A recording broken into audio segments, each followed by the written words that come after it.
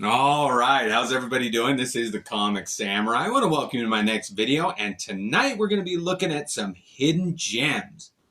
These are comics that don't get nearly enough attention or praise, and they are underrated.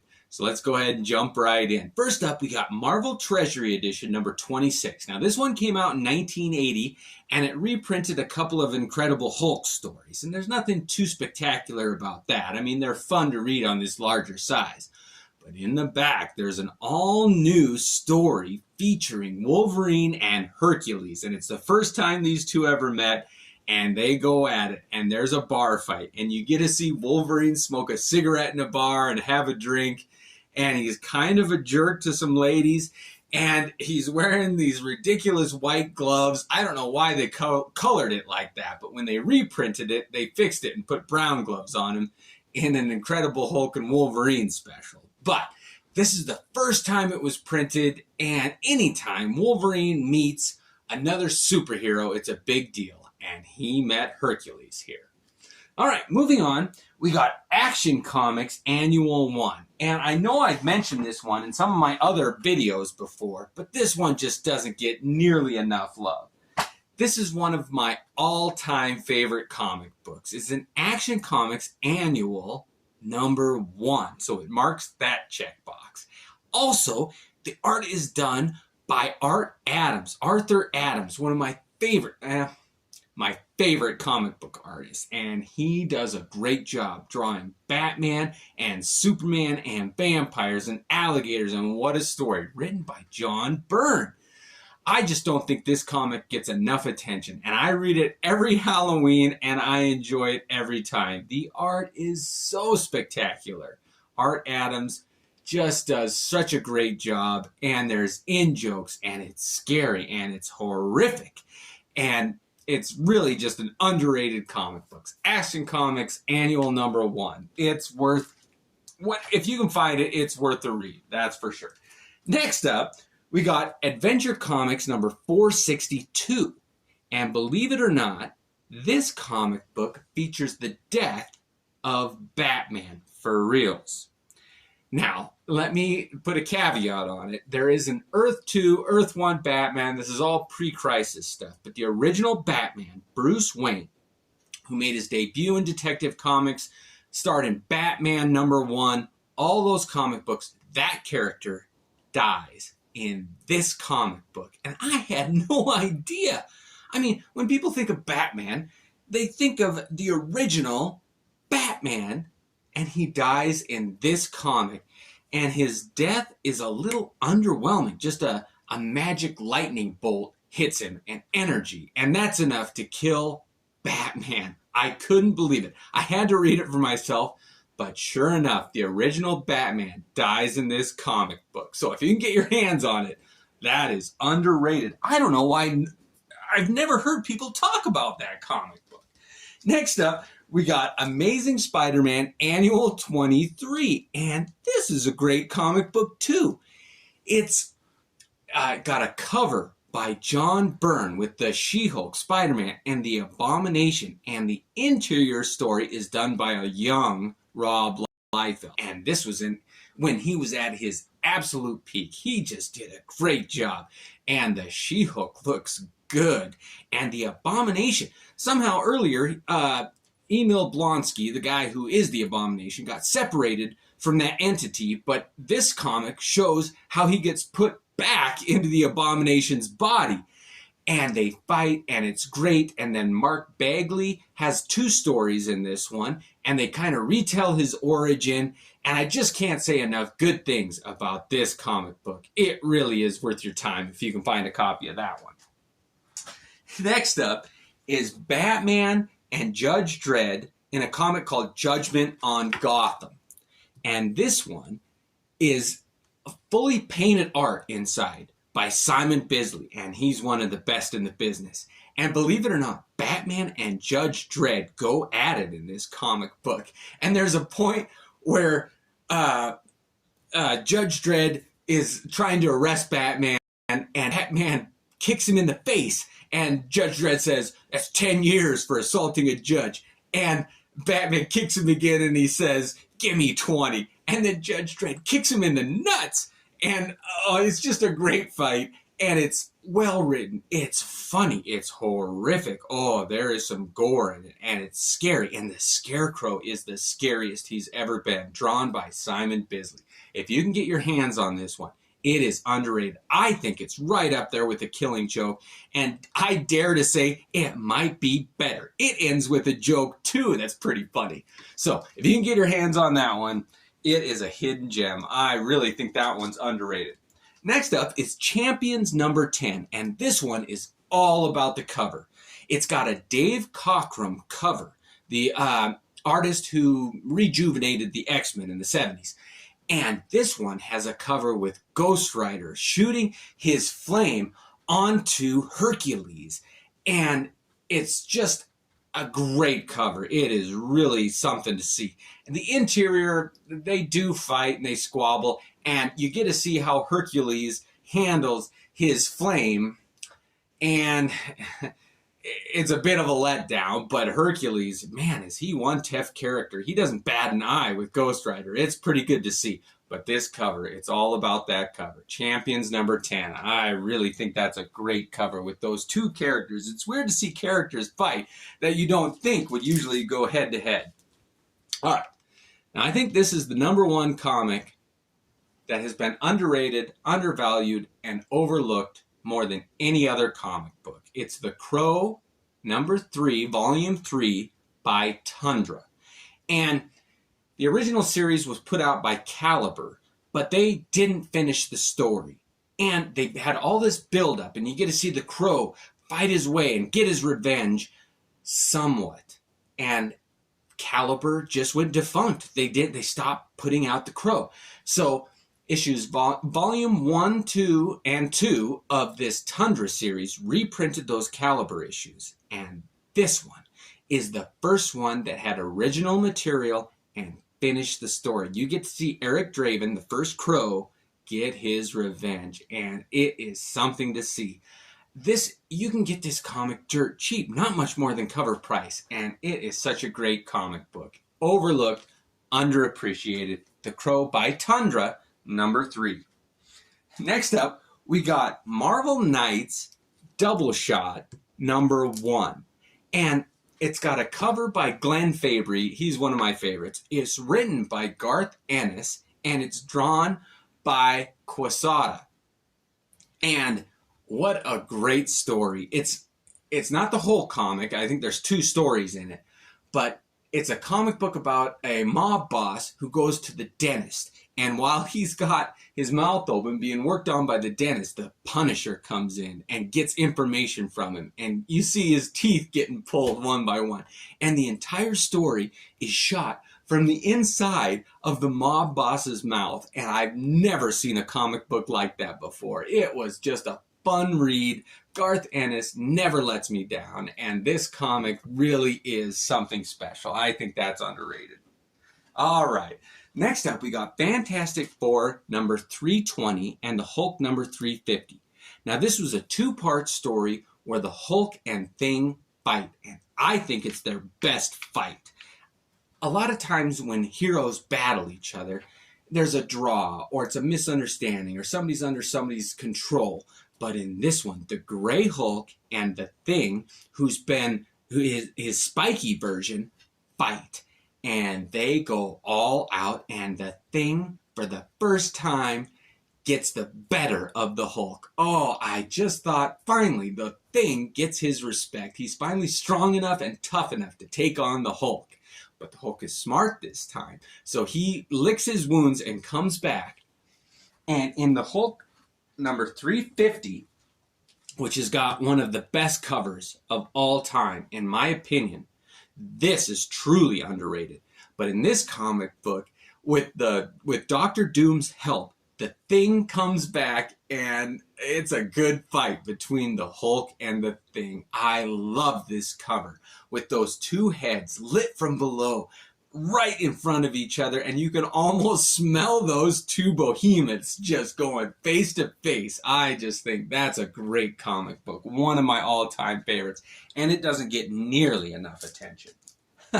All right, next up is my all-time favorite comic book. It's The Incredible Hulk and Wolverine, and it reprints The Incredible Hulk number 180 and 181. I wish they would have done that one page in 182 where the back of Wolverine's head is shown, but they didn't. Anyway, it reprints Wolverine's first appearance, and this is how you can own it, and it's not that expensive. And I hope you'll agree with me that this is not the Wolverine we know. The art is not that great. The writing isn't that great. His dialogue, it's not Wolverine.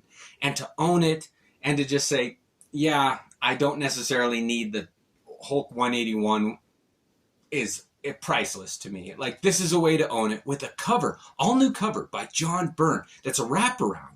It really is a good comic book. And this is the one that reprints that Wolverine and Hercules story that was originally in that first comic I talked about, and they fixed the color.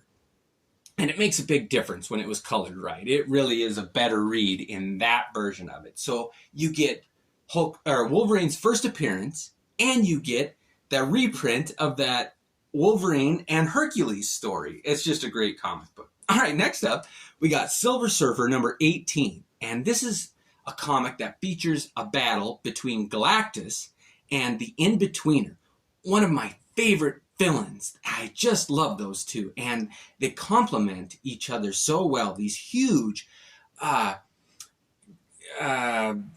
galactic cosmic beings going at it. It's just, you don't see a fight on that scale very often, and Ron Lim just captures it.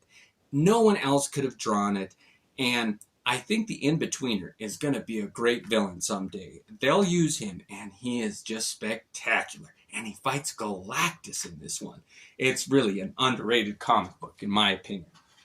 Next up is another Silver Surfer, and this is number 45, and it features Mephisto, and Thanos right there on the cover, and this is right after Thanos got the Infinity Gauntlet. And he meets Mephisto, and that character is even more of a trickster than Loki, and he tries to talk Thanos out of the Infinity Gauntlet, and he does at one point get it.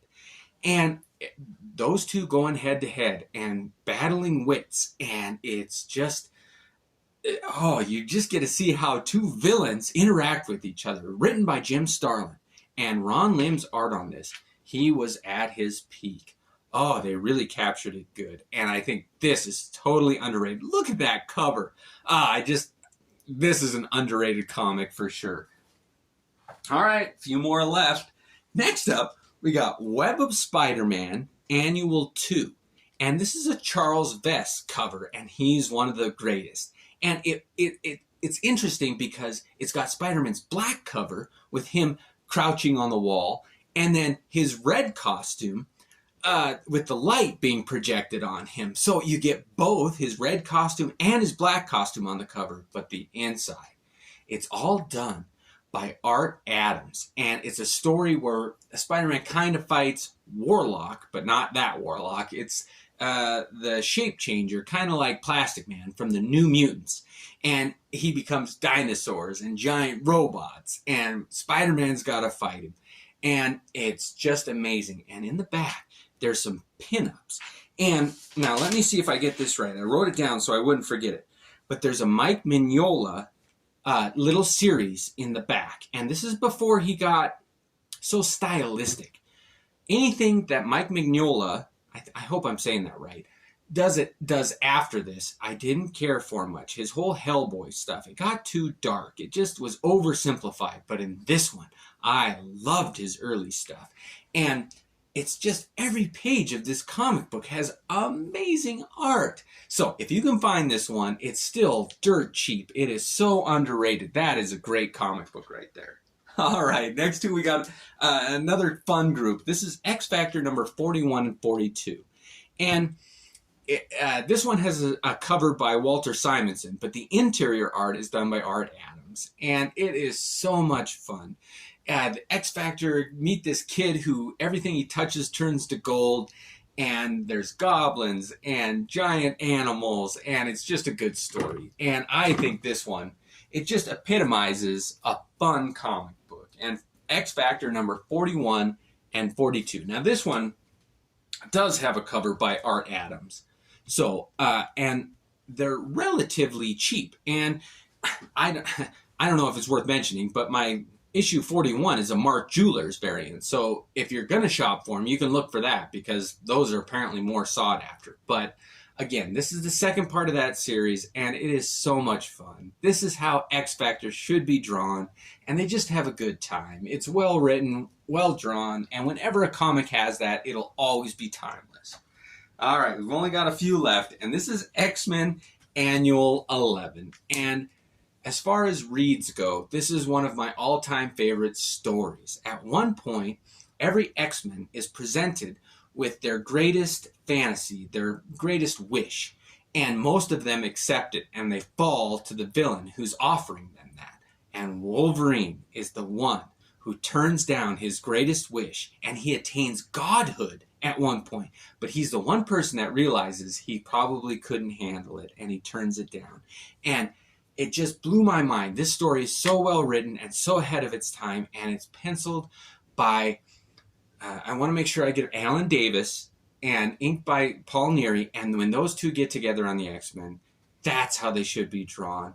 And there's a part where Wolverine and Storm kiss in this story, and they know they're not going to make it out of it. They know that the odds are stacked against them, and they have a kiss. And it is really just a moment that nobody talks about. So X-Men Annual 11, one of my favorites, if not my favorite written comic and drawn. That Alan Davis is great. Okay, here's one that nobody ever talks about. It's X-Men, the second series, Annual 1. And that cover by Jim Lee, I don't know why it's not celebrated more, because they've talked about other ones that Jim Lee have done, and in my opinion, they're so-so, but this one is spectacular. And the interesting thing about this is that Jim Lee does all the layouts for the story inside, which is pretty good. It involves Mojo, I think is the name of the villain, but they have different artists do the finished work, and it's so interesting to see how other artists finish Jim Lee's stuff. And when Mark Texiera gets to it, oh, what a great team those two are. The best layouts and finisher team I've seen. I just think those two should get together more often. Man, they really complement each other well. And then there's a pinup gallery in the back, and Jim Lee does a version of Rogue that is, breathtaking. It should be made into a poster. And Texiera has another pinup, and Mignola has a pinup of Mojo. And it'd be hard to think how you make that villain look appealing, but he does it. I can't say enough good things about this comic book, and I've never heard anybody else talk about it. All right, we're down to my last one, and this is an amazing comic book. It's not necessarily hard to find, especially reprints of this one. This is Elektra Lives Again by Frank Miller and Lynn Varney. And I don't think that Klaus Janson inked this one, and it makes a difference. I think that Frank Miller inked his own stuff on this, and the art is breathtaking. It really took me aback on how good it is. And the colors, I have never seen a comic book colored like this one. And they've reprinted this, and if you can get your hands on it, it really is a comic book to read. It will change your perception of comic books. It is so well written, well drawn, well executed. The format in this larger format, and it's a hardcover. I think they did reprint it in a soft cover, but everything about this comic just screams, why isn't everybody talking about this? I think one day this will be mentioned right along with The Dark Knight Returns and The Watchmen, and it is just such an epic comic book. Again, the colors on the backgrounds with the stained glass and the brickwork and the perspective. This was Frank Miller at his absolute peak. So, I hope you enjoyed those underrated comic books. These are ones you can find fairly easily. Enjoy hunting for them and tell me if you think they're as underrated as I believe they are. Have a good night. Thanks again.